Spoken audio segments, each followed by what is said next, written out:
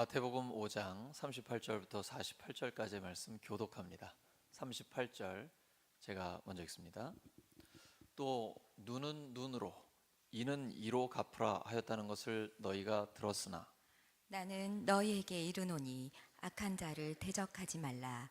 누구든지 내 오른편 뺨을 치거든 왼편도 돌려대며 또 너를 고발하여 속옷을 가지고자 하는 자에게 겉옷까지도 가지게 하며 또 누구든지 너로 억지로 오리를 가게 하거든 그 사람과 심리를 동행하고 내게 구하는 자에게 주며 내게 꾸고자 하는 자에게 거절하지 말라. 또 내 이웃을 사랑하고 내 원수를 미워하라 하였다는 것을 너희가 들었으나 나는 너희에게 이르노니 너희 원수를 사랑하며 너희를 박해하는 자를 위하여 기도하라. 이같이 한즉 하늘에 계신 너희 아버지의 아들이 되리니 이는 하나님이 그 해를 악인과 선인에게 비추시며 비를 의로운 자와 불의한 자에게 내려 주심이라. 너희가 너희를 사랑하는 자를 사랑하면 무슨 상이 있으리요? 세리도 이같이 아니하느냐? 또 너희가 너희 형제에게만 무난하면 남보다 더하는 것이 무엇이냐?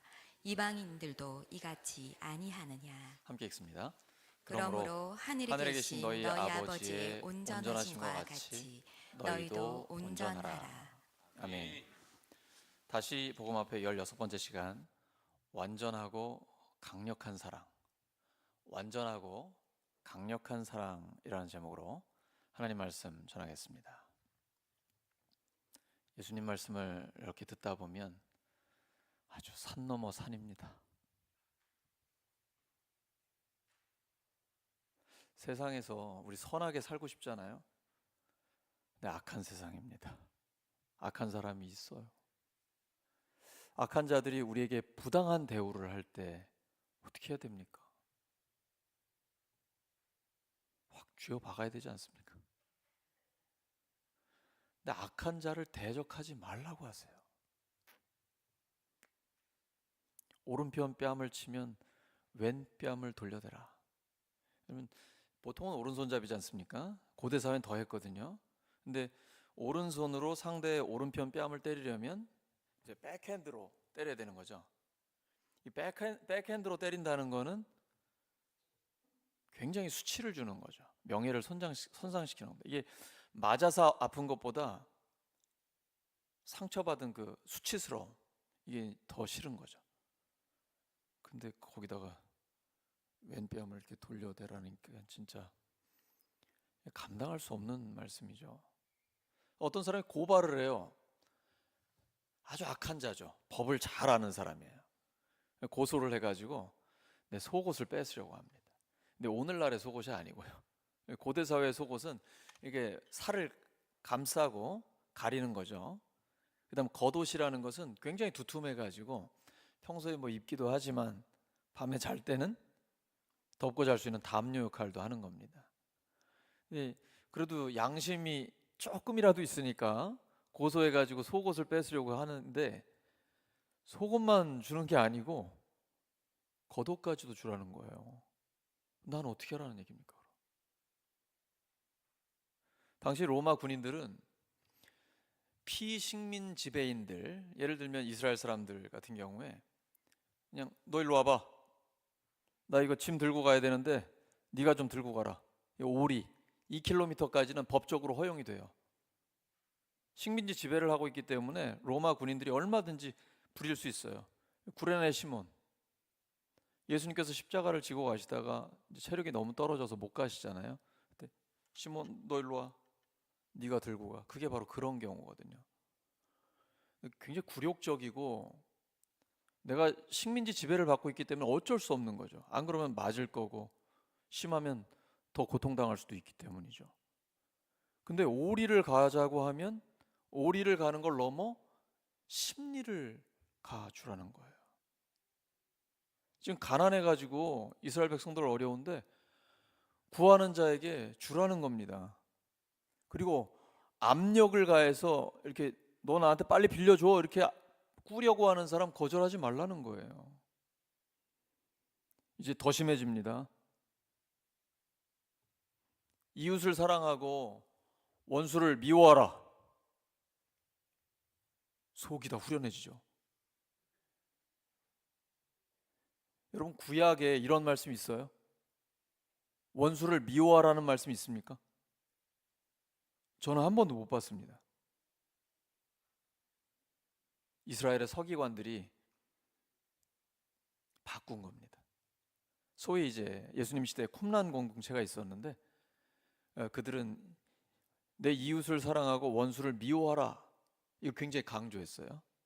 그리고 시편의 어떤 내용들을 보면 하나님 앞에 자기 원수에게 복수해 주시라고, 보복해 주시라고 그런 탄식의 기도들 있잖아요. 어떻게 보면 그걸 좀 지지하는 것처럼 보이거든요.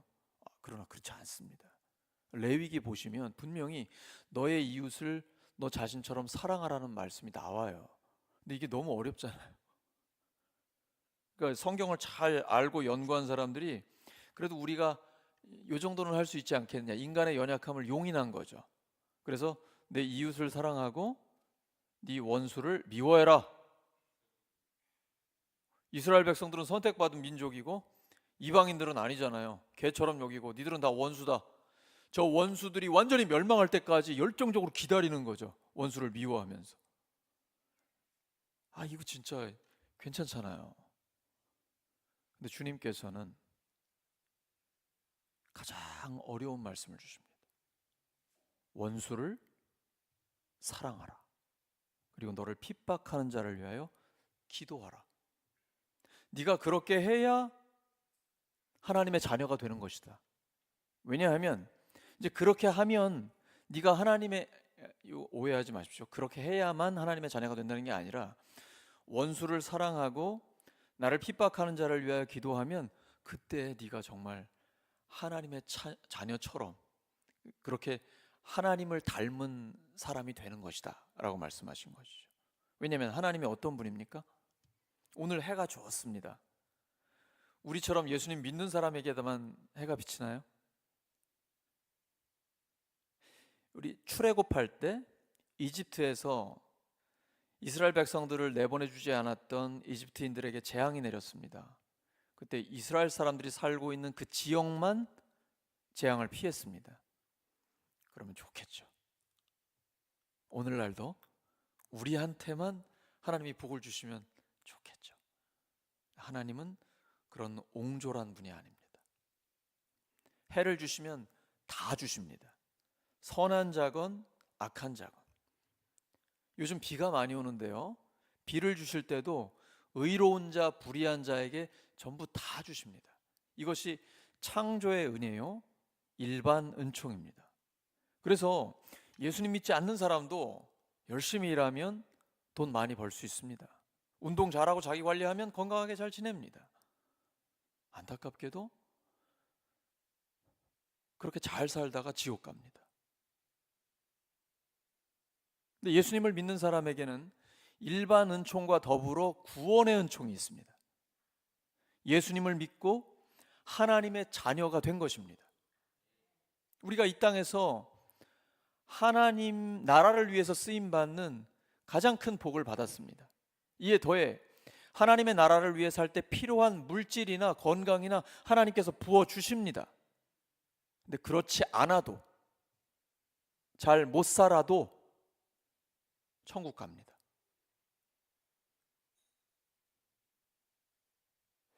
훨씬 더 좋아하실 줄 알았는데,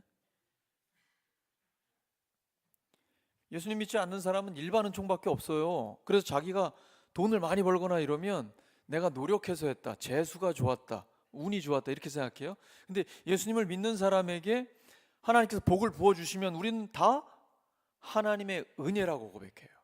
하나님의 섭리라고 고백해요. 이게 차이인 것입니다. 일반 은총이 다 주어져 있고 우리에게는 거기에 구원의 은총이 주어져 있는 것이죠. 가장 어려운 말씀이 맨 마지막 절이에요. 너희 아버지, 하늘에 계신 너희 아버지가 완벽하신 것처럼 너도 완벽하라. 오늘 처음 찬양이 완전하신 하나님에 대한 찬양인데, 하나님이 완전하신 사랑을 하시는 것처럼 너희들도 완전한 사랑을 해라. 하나님께서 선한 자건 악한 자건 햇빛을 비추어 주시고 의로운 자건 불의한 자건 비를 내려주시고 은혜를 주시고 일반적인 은총을 주시는 것처럼 그 완전한 사랑을 하시는 것처럼 너희들도 사람 가리지 말고 완전한 사랑을 해라. 내 이웃을 너 자신같이 사랑할 때 하라고 하실 때 그 이웃의 개념을 네가 생각하고 있는 이웃을 넘어 모든 사람으로 확대해야 된다. 왜냐하면 예수님이 내가 생각하는 이웃, 좋은 사람, 곁에 있는 사람, 믿는 사람만을 위해서 죽으신 게 아니잖아요. 모든 사람을 위해서 죽어주셨지 않습니까? 예수님은 이러한 말씀을 하실 수 있는, 충분히 하실 수 있는 분입니다. 왜냐하면 하나님이 사람이 되어 오셔서 우리 모두를 위해 죽어주셨기 때문입니다. 우리 모든 사람은 그 정도로 소중한 사람입니다. 나도 다른 사람도 예수님이 생명을 내어주실 정도로 소중한 사람인 거죠. 그래서 왼수 같은 인간도 사랑해야 된다는 것이죠. 근데 이건 현실적으로 너무 어려워요. 왜냐하면 원수는 사랑스럽지 않아요. 하나님, 제가 차라리 안 보고 말겠습니다. 너무 무리한 거 하나님 아시죠? 저 이거 못합니다. 그냥 제가 조용히 저 인간 안 보고 살게요. 이러면 속이 편안하잖아요. 그러니까 요거는 우리가 하기 어려워요. 그래서 예수님께서 아주 현실적인 대안을 주십니다. 기도는 할 수 있잖아요. 핍박하는 자를 위해서 기도하라. 기도부터 하면 하나님이 기도하는 나를 변화시키십니다. 그리고 내가 기도하는 그 핍박자, 원수도 변화시켜 주십니다. 하나님께서 할 수 있기 때문에 우리에게 이 말씀을 주신 것입니다. 우리는 그 말씀을 붙들고 기도하면서 나아갈 때 하나님의 말씀이 실제로 우리에게 이루어집니다. 오늘은 두 가지를 보려고 합니다. 첫째는 악한 자를 대적하지 마라. 둘째는 원수를 사랑하고 핍박하는 자를 위하여 기도하라입니다. 첫 번째, 악한 자를 대적하지 마라라고 말씀하십니다. 그 중에 너에게 구하는 자에게 주고 꾸고자 하는 자에게 거절하지 말라라고 말씀하십니다. 이 궁핍한 자를 돕는 걸 꺼리지 말고 너그럽게 하라는 것인데요. 부활절 헌금을 드렸으니까 우리가 이제 어려운 이웃을 도와야 될 텐데 어떤 정신으로 해야 될까요? 하나님 주신 말씀 보겠습니다. 디모데전서 5장 8절입니다. 시작. 누구든지 자기 친척, 특히 가족을 돌보지 않으면 그는 벌써 믿음을 저버린 사람이요 믿지 않는 사람보다 더 나쁜 사람입니다. 다시 한번요. 시작. 누구든지 자기 친척, 특히 가족을 돌보지 않으면 그는 벌써 믿음을 저버린 사람이요 믿지 않는 사람보다 더 나쁜 사람입니다. 우리가 이웃에게 나눠야 합니다. 베풀어야 됩니다. 그래서 우리 주변에 가난한 사람이 없게 해야 됩니다. 이 가난 때문에 고통스러워하는 사람이 없도록 만들어야 합니다. 하지만 그 전에 먼저 누구를 돌봐야 됩니까? 가족을 돌봐야 됩니다. 이것이 성경의 원칙입니다. 다른 사람을 도울 때에 이 원칙을 잘 지켜야 됩니다. 자기 가족을 먼저 돌봐야 됩니다. 함께 균형을 맞춰야 됩니다. 그리고 자기 분수에 지나치면 안 됩니다. 자기 형편에 맞게 하는 것입니다. 성경의 헌금의 대원칙은 자기 형편에 맞게 하는 것입니다. 예수님의 가족은 뭘 제물로 드리셨죠? 다른 사람들은 소를 잡고 양을 잡을 때 예수님은 아시면서 비둘기 잡았잖아요. 목수가 무슨 돈이 있겠어요. 형편에 맞게 하는 거거든요. 또 돕는다고 해서 막 무조건 도우시면 안 됩니다. 도움을 받는 사람의 상황을 잘 보셔야 돼요. 무조건 돕다가는 그 사람 거지로 만들 수도 있어요. 자립심을 잃어버릴 수 있거든요. 이건 더 나쁜 겁니다. 도울 때는 지혜로워야 됩니다. 또한 마음 자세를 잘 가져야 됩니다. 내가 거만하거나 나는 나는 이렇게 도울 수 있는 사람이야. 건방진 태도로 도움을 받는 사람에게 상처를 주고 분노를 일으킬 수 있습니다. 이건 역효과를 가져오는 것이죠. 하나님의 것을 나눈다라는 겸손한 마음을 가지고 사랑과 긍휼의 마음을 가지고 나누어야 합니다. 그리고 소유에 대한 바른 생각을 가져야 됩니다. 엄밀한 의미로 인간에게 소유란 없습니다. 내 것이 어디 있습니까? 전부 다 하나님의 것이죠. 이 땅에 우리가 잠깐 머무는 동안 하나님께서 우리에게 맡겨주신 것입니다. 그래서 진정한 그리스도인은 내가 가졌다라고 생각하는 게 아니라 내가 관리한다라고 생각을 합니다. 이 물질에 대해서 일반적으로 세 가지 생각을 가지고 있는 유형의 사람들이 있습니다. 일단 첫 번째는 네 건 다 내 거다. 사물이건 사람이건 전부 다 나를 위해 존재한다. 이렇게 생각하는 사람이 있어요. 둘째, 내 건 다 내 거다. 나는 나를 위해 존재한다. 내가 이렇게 잘 먹고 잘 사는 거는 내가 노력해서 한 거고 열심히 공부해서 한 거고 일해서 한 거다. 나는 나를 위해 존재한다. 세 번째 유형은 내 건 다 네 거다. 나는 남을 위해 존재한다. 이분이 예수님이죠. 모든 걸 다 가지신 분이 자기는 아무것도 안 가지셨어요. 머리 둘 곳도 없었어요. 죽은 자를 살려도 치료비 한 푼도 안 받으셔요. 대가 없이 도움을 베푸세요. 빌립보서 2장 5절에서 8절을 보시면 그 크신 하나님이 하늘 보좌를 버리고 자기를 낮추어 사람이 되어 오십니다. 그리고 죽기까지 하나님의 뜻에 복종하십니다. 예수님은 자기를 죽이셨어요. 그래서 십자가까지 질 수 있었던 겁니다. 그리고 부활하신 거예요. 우리도 마찬가지입니다. 내가 죽어야 나눌 수 있습니다. 내가 살아있으면 나눌 마음이 안 생깁니다. 왜? 다른 사람들이 나를 위해 존재하는 것이고 물질도 다 나를 위해 존재하는 거니까요. 근데 나를 십자가에 못 박으면 나는 없어지잖아요. 그때부터 그리스도가 살아나기 시작합니다. 그러면 예수님처럼 살고 싶어져요. 예수님의 말씀을 우리가 이제 알았잖아요. 그래서 그 방향을 잡게 됩니다. 내가 지금 당장 예수님은 못 돼요. 하지만 예수님이 사신 방향을 알기 때문에 이 방향을 맞춰서 이렇게 가는 거예요. 가다가 쓰러질 때도 있고 좀 힘들고 흔들릴 때도 있지만 여전히 방향을 잡고 가다 보면 점점 더 예수님을 닮아가게 되는 것이죠. 신명기 15장 10절입니다. 시작. 당신들은 반드시 그에게 구워주고 줄 때에는 아깝다는 생각을 하지 마십시오. 그러면 주 당신들의 하나님이 당신들이 하는 모든 일과 당신들이 손대는 모든 일에 복을 내려 주실 것입니다. 하나님 복 주신다는 약속이에요. 잘 보세요. 다시 한번 시작. 당신들은 반드시 그에게 구워주고 줄 때에는 아깝다는 생각을 하지 마십시오. 그러면 주 당신들의 하나님이 당신들이 하는 모든 일과 당신들이 손을 대는 모든 일에 복을 내려 주실 것입니다. 아멘. 이러한 하나님의 복이 우리 모두에게 임하기를 예수 그리스도 이름으로 축원합니다. 신명기 15장은 안식년에 대한 말씀입니다.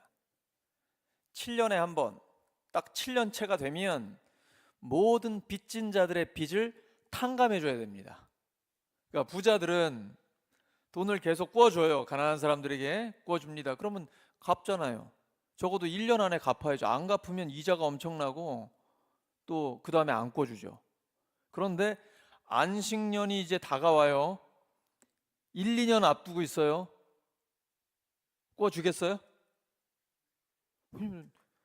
내년에 탕감해줘야 되는데 누가 구워주겠어? 이런 잔머리를 굴리는 부자들이 있는 거죠. 그때 하나님이 말씀하십니다.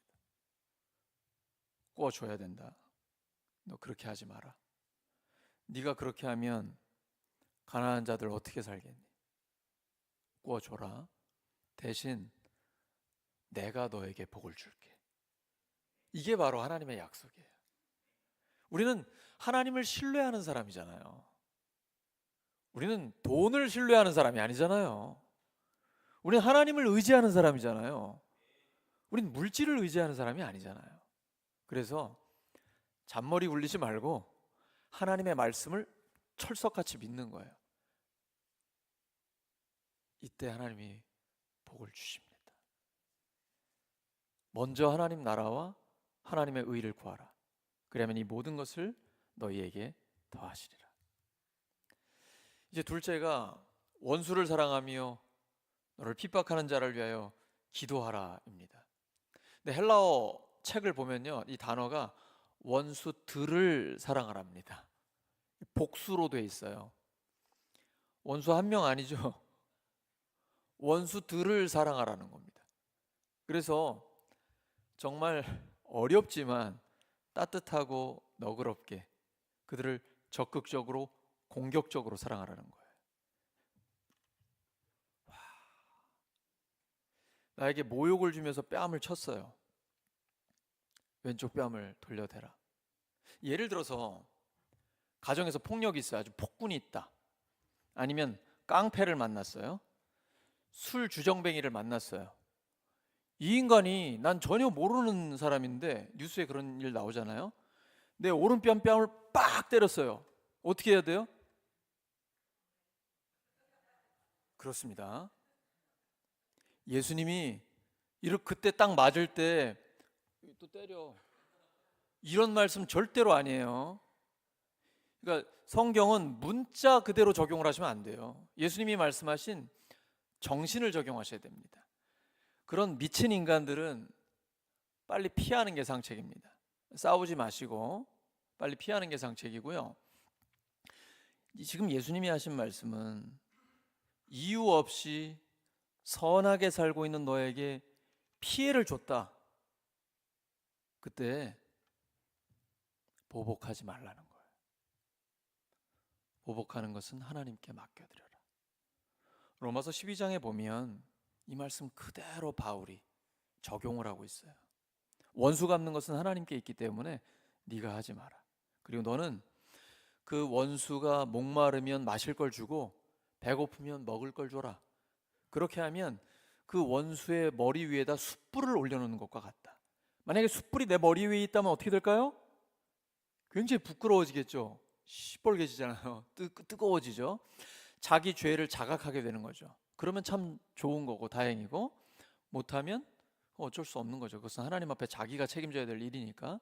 단 네가 할 일은 그것이다. 개인적으로 보복하지 말라는 거예요. 예수님이 그러셨거든요.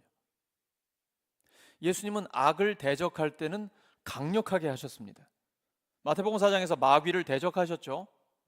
성전에서 장사하는 자들을 내쫓으셨습니다. 악에 대해서, 불의에 대해서 타협하지 않으셨습니다.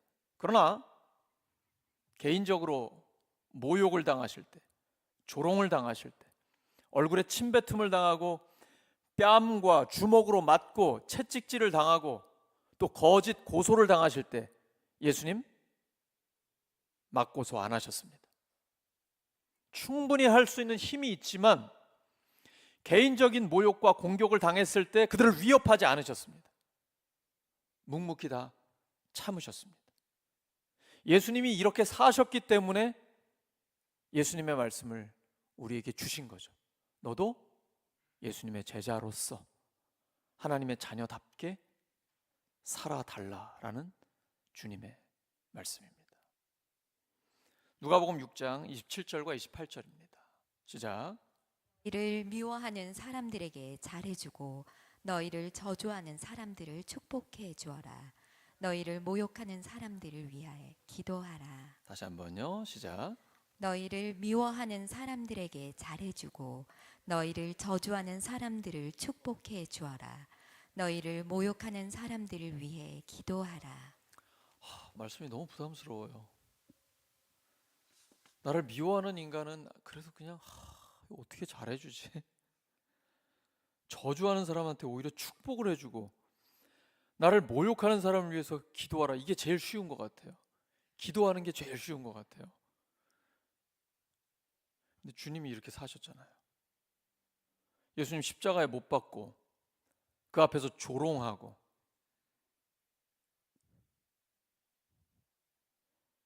예수님을 죽인 그 원수들을 향해서 예수님은 첫 번째 기도가 아버지 저들을 용서해 주시옵소서라는 기도입니다. 우리는 속사람이 정말 강철같이 그렇게 강해져야 합니다. 그래서 세상 사람들이 철망치로 내려치면 이걸 받을 수 있는 철 받침이 되어야 합니다.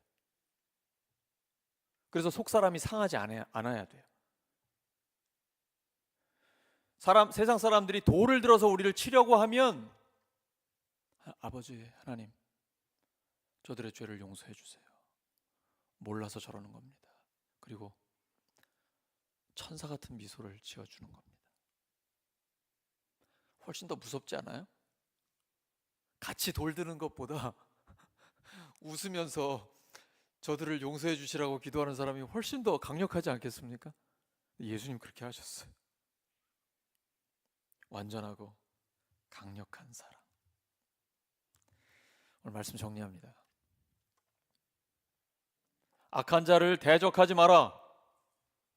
원수를 사랑하며 너를 핍박하는 자를 위해 기도하라. 예수님은 이 말씀을 하실 수 있습니다. 그렇게 사셨기 때문입니다.